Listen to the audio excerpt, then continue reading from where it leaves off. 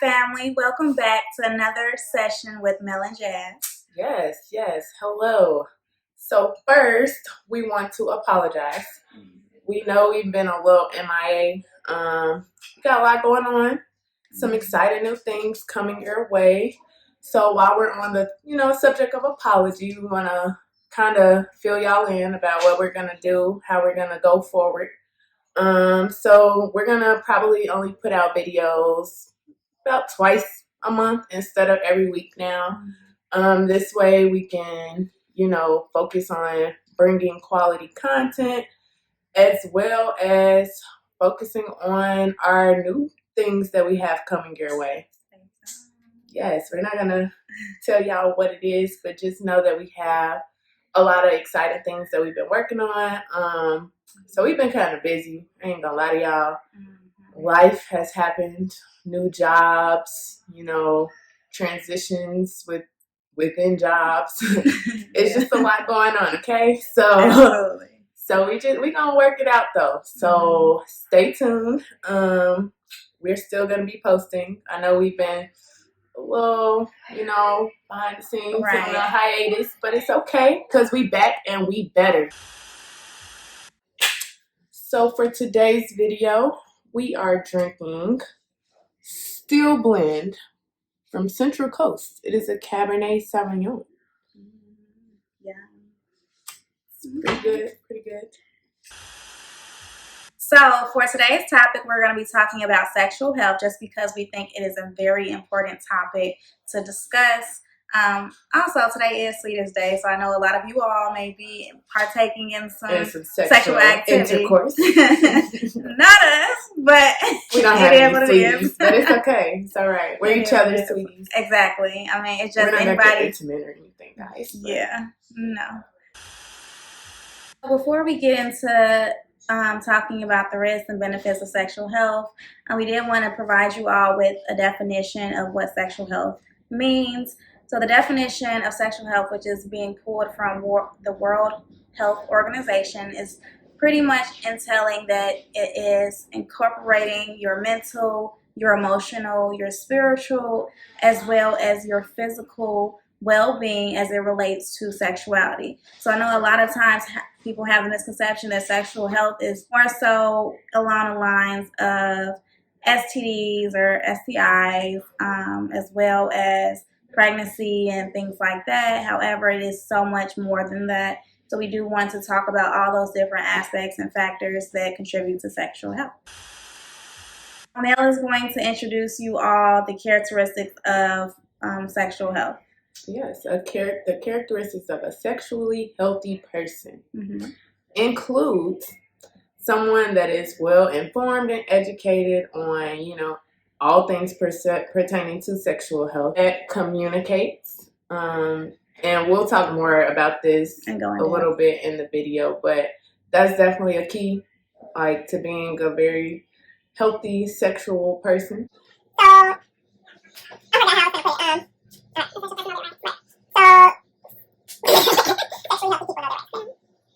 So sexually healthy people also know their rights.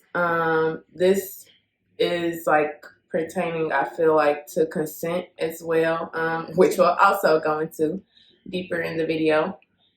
So a sexually healthy person has experiences. So they are very well experienced. They go through, I gotta stop saying So a sexually healthy person goes through different experiences. They learn new things and they're able to, talk to other people about their experiences.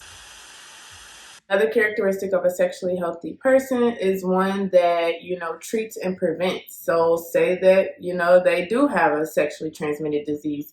They're well informed about it and they're taking care of it, meaning going to the doctor, taking the prescribed medications that they need to take, or even when it comes to prevention, using condoms. So the last characteristic of a sexually healthy person is someone that understands. I will also say this is another important topic or important factor, because sometimes people just don't understand where you're coming from with things, and you need to know.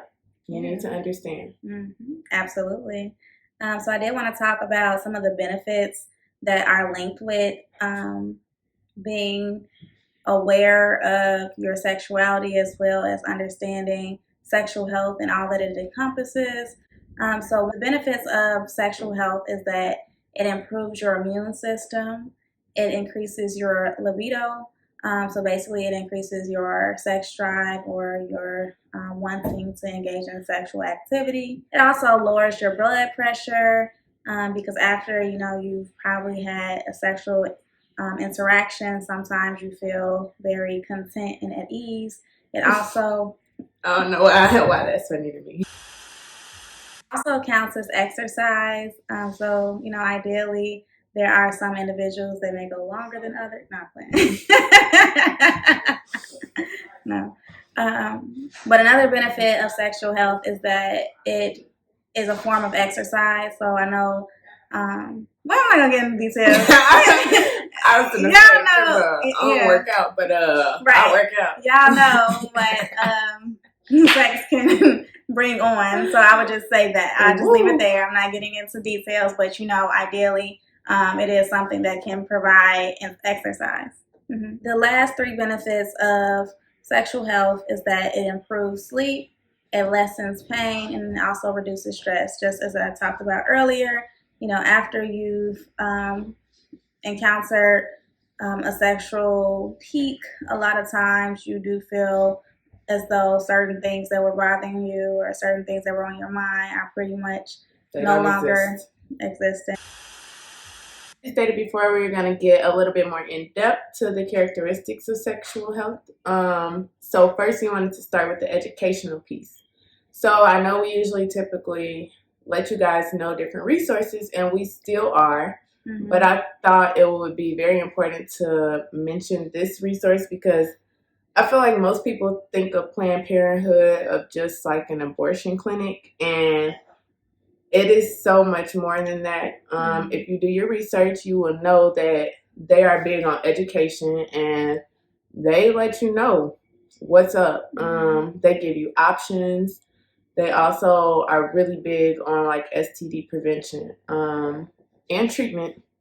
So, if it's anybody out there that's curious to learn more about, sexual health, I would definitely recommend either. Well, I don't know how COVID standards are, if you could just visit there. Mm-hmm. So I would say, go to their website. They have plenty of resources on there for you.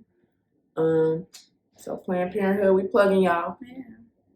I mean, in addition to that being a resource as far as gaining education, I'm not sure if you all were taught certain things within your school systems that gave you a little bit of, premise of what sexual health, looks like, as well as certain standards and how it relates to communication.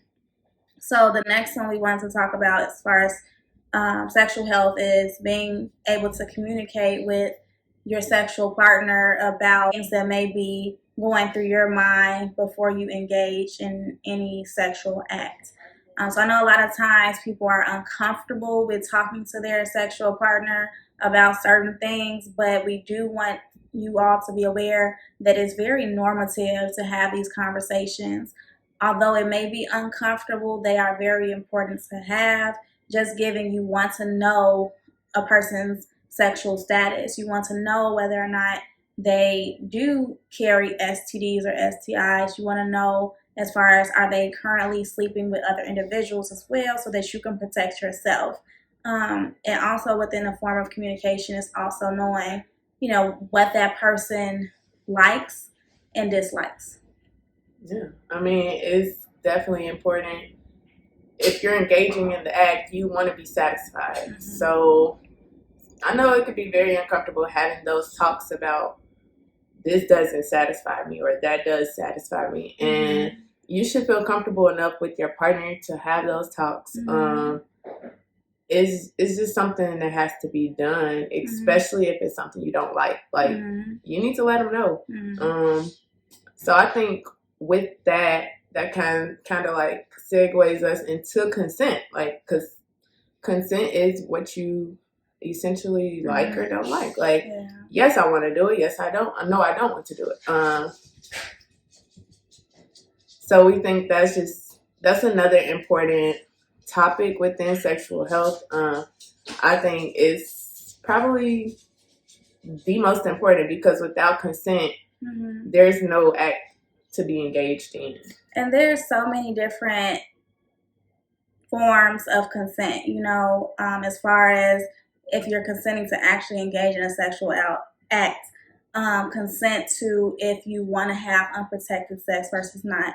I know a lot of individuals may essentially try to have sex with you without putting a condom on, but not gaining your consent that that's okay. So ideally, having that communication factor, that conversation is extremely important because I know a lot of people want to protect themselves. They want to prevent pregnancy. They want to prevent having STDs and things like that. And when a person does not abide by certain rules or standards, respect those boundaries, then it just creates issues or problems.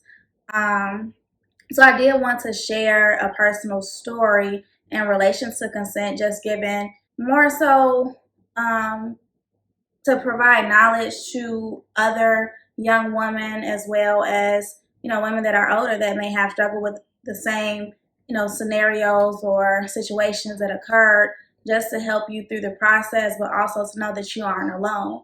I want to talk about as far as the consent that happened with me. The consent where I told a person no, but they still continue to force themselves upon me. This happened maybe about when I was maybe 19 or 18 years old.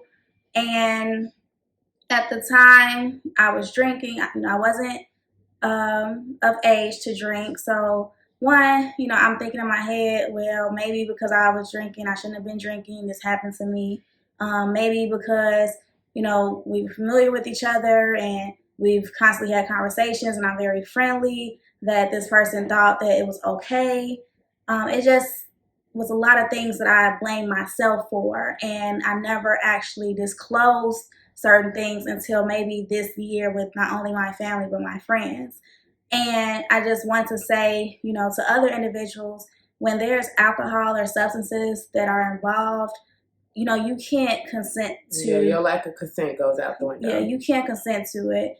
Age is a factor as well in regards to consent to. The individual, he was, younger than me, but that doesn't mitigate, the age factor because we were within the same age group.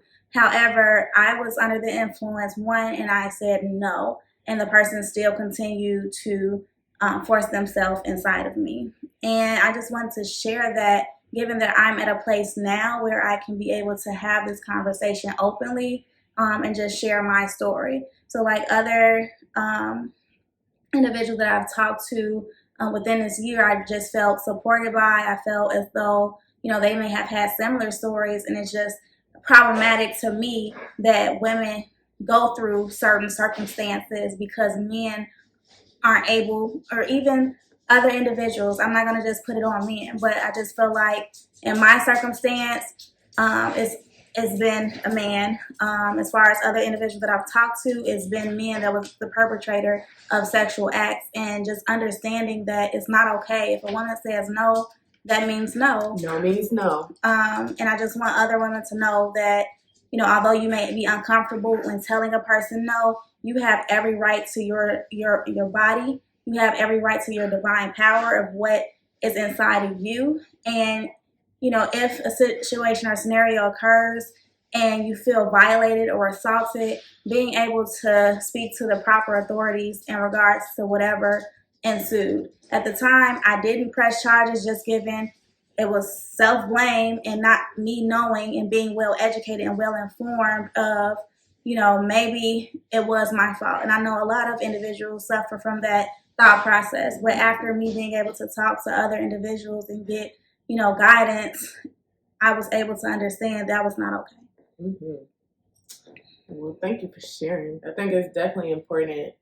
And then I also wanted to put it out there that even if you did it with somebody before and the time comes again where they want to do it and you don't, and you say no, no still means no. Mm-hmm. Just because you did it once don't mean it ever has to happen again. Absolutely. And like she said, you have every right to say no, and you own your body. That is your body, Mm-hmm. your temple. So you don't want to do something with somebody, you don't have to. And they should be okay with that. That comes to the characteristics where they should be understanding. Mm-hmm. So that's where that understanding piece comes in. Like, you should understand if somebody doesn't want to do something with you at a certain time. Like, and they should feel comfortable with you, and it shouldn't be an issue, basically. Absolutely. And I just think ultimately being able to essentially understand those components is very key. I mean, me and Mel, we talked about this at great length as far as wanting to have, Mel be on this show just so we can kind of understand the male psyche. And we don't want to always go off of our perspective. Right. And just kind of understanding a little bit more as to where that lack came in at. Because I think for women, you feel as though you may be sexual, but you may not necessarily always act on it. And a lot of times, you may flirt, but sometimes you may be uncomfortable and don't really want to do anything, but you feel like you have to go along with it because you feel uncomfortable with having the conversation and just having to do it and you feeling obligated. Where as in men, they feel like they're entitled to certain things, or some men rather feel as though they're entitled. Say all. Right. So it's just like a matter of kind of understanding as to if we all took sexual education classes and understood as far as what consent looks like and what that means. Why is it that I'm hearing, a lot of stories in which women are being taken advantage of? Or why do people feel as though that's their right to take from you? Yes. So I think since we're on the topic of wanting to know the male perspective, I think this is a good way to, kind of end the video with a question dedicated to our male viewers, because we want to know. We just want to know, like, do you guys feel comfortable talking about like sexual things with your partner, with your friends? Like, what does that look like for you guys? We want to know, like, the type of conversations y'all have, like, with your friends, with your sexual partners. Like, are you guys educated? Do you communicate? Like, we want to know your opinion, because we don't want to just assume things, because we're not males, so we don't know, and we want to be educated. And I feel like, like you said, it's so many different male perspectives and what they have been either accustomed to or what they've learned over the years of, from whenever they first learned about sexual health till present. And it's just a matter of kind of just understanding where certain things lie to be able to, inform others on certain practices and certain things. Because a lot of times when things like that occur, I know for myself personally, it was a lot of self-blame. And I know there's other women that encounter that as well. And knowing that it may not even be pertaining to you, it's something within that person that contributed to why they did what they did. Because another thing I got to motherfucking say, I don't care if he your boyfriend or not. If you don't want to, it ain't happening. No means no. Yeah. I mean, because boyfriends don't understand that. Yeah. I mean, I think everyone needs to establish boundaries, and having those lines of communication is very important. In the event that something comes up where you can be able to, be open and say, like, hey, this is how I feel. And, I may be tired. I may be this. I may be that. And they just have to respect that. Because a lot of times that can ruin a relationship, or it can make you resent a person and feel as though all they want from you is sex, and you feel like you're obligated to continue in indulging and enabling certain behaviors. And I'm feeling triggered. Yeah. although you have in your mind that you just don't want to engage. I mean, I do want to ask as far as what your thought process is, because you said you were engaged, and I think it's this is our platform to talk about. Oh, wow, I felt triggered. Uncomfortable feelings. I just felt triggered because that's how I felt. Like my ex just wanted. That was it. I was just like a. I don't want to say a sex doll, but that's essentially how I felt, because I wasn't, like you said, it's an emotional state too. I wasn't emotionally there. I wasn't mentally there. And towards the end of our relationship, it was just like, I felt obligated because that was my boyfriend. Yeah. Like, I felt like that's what I was supposed to do. And I should have just been like, no, I don't want to do this. Yeah. I don't have to do this because you're my boyfriend. I don't want to, so I'm not going to.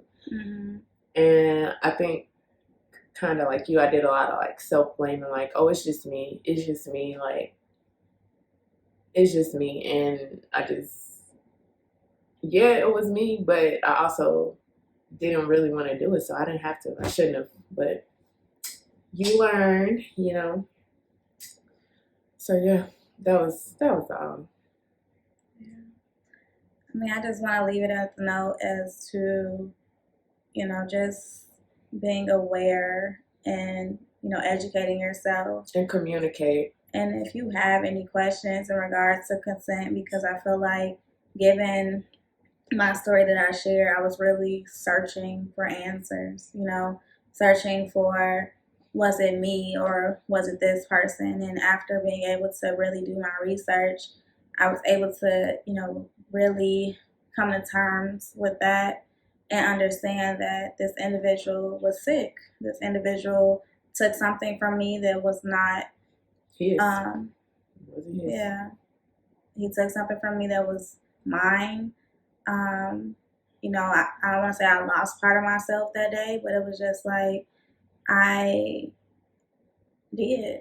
I lost my ability to feel like I had control of my own body, just given this individual just felt as though it was okay for theirs to take. And just moving forward within my relationships that I, in future, given that I'm not in a relationship. So just being aware of that and taking that with me to really educate my partner, as well as having those conversations and that line of communication, just to make sure I never feel like that again. And that's definitely important. So, on that note, thank you for tuning in to another wind down session with Mel and Jazz.